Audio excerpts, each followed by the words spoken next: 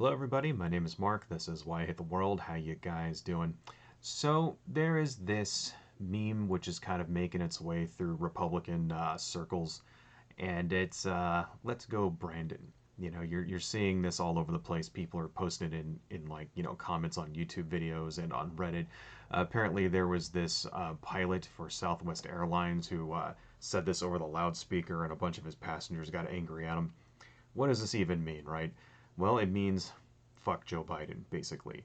And conservatives and Republicans and stuff like to think that they're clever and that they're like hiding it like it's some kind of secret code or something like that.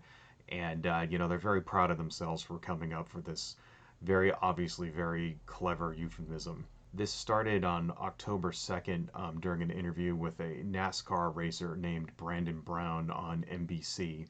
And you'll see the crowd here starts chanting, fuck Joe Biden, fuck Joe Biden. And the interviewer is just sort of like, oh, he thinks that they're cheering for him. He thinks they're saying, let's go Brandon, whether it's what they're not saying. So I've actually got that right here for you guys to check out. And let's see what they say. Thank you to all of our partners.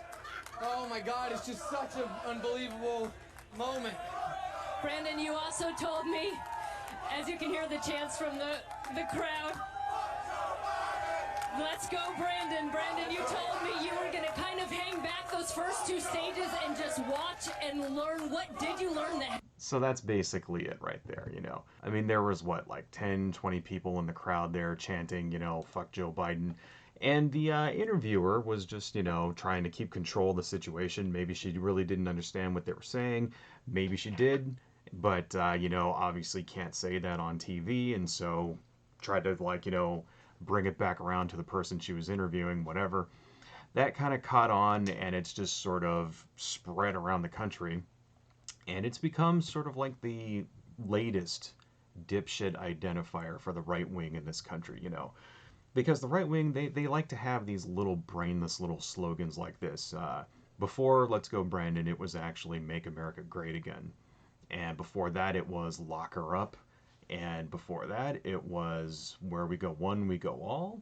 And before that, it was, You Will Not Replace Us, or Jews Will Not Replace Us, or Blood and Soil, right? Another one is Guns Don't Kill People, People Kill People, And you'll notice these are all little tiny, clever little, bumper sticker type slogans. They're short, right? They're easy to remember. And what they get across is they get across a political message very easily without you having to actually think about what it really means. And that's the plan. That's the design. It's something that people can chant over and over and over, and it doesn't require any actual examination of the issue or introspection of the, what it actually means, right? Or what you're actually saying, or what the ramifications of what you're trying to say actually, would have on people out there, the actual practical effects on people in the world. It's just something that you could rile yourself up over and get your followers to, like, chant and stuff, and then they'll go buy your books or whatever and, like, vote for your candidate. It is essentially virtue signaling. And, I'm not trying to say that the left wing is immune to this at all. I mean, no, go to any, like, any protest anywhere and you'll see plenty of chants and stuff like that all the time, right?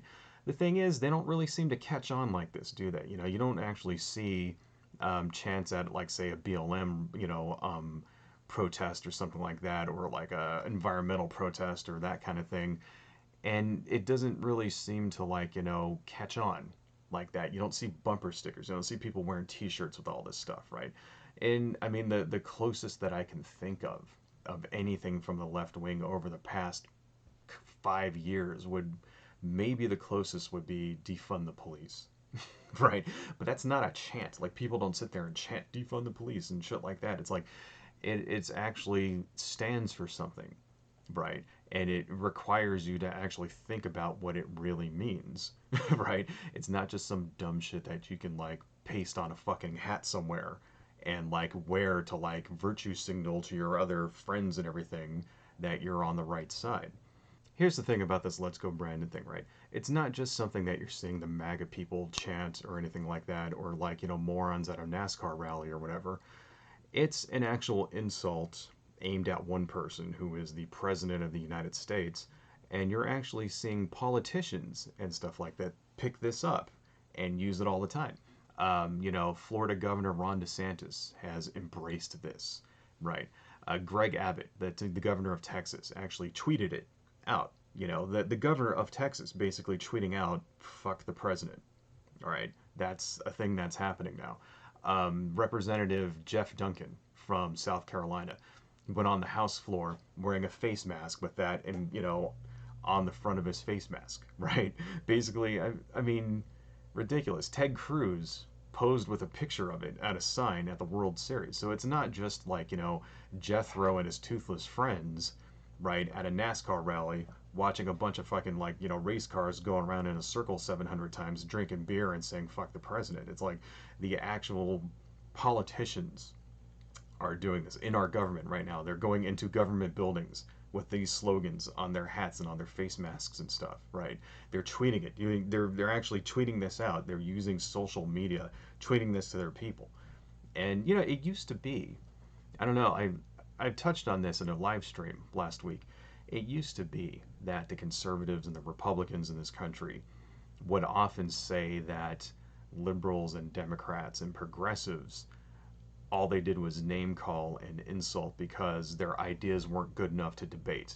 That used to be a meme in right-wing circles and Republican circles, right? People like, Rush Limbaugh used to say stuff like that all the time, right? And I just like how that veneer of civility is just completely gone from the right wing now. They're not even trying anymore. Their goddamn slogans are essentially "fuck the president," right? They're not even pretending to be civil. They're not even pretending to discuss things. They're not even pretending to try to have a position on anything, right? Their position is "fuck you." That's their position, and they're basically assholes. They're assholes and they're bullies. And the only way that you can deal with bullies is to fight them.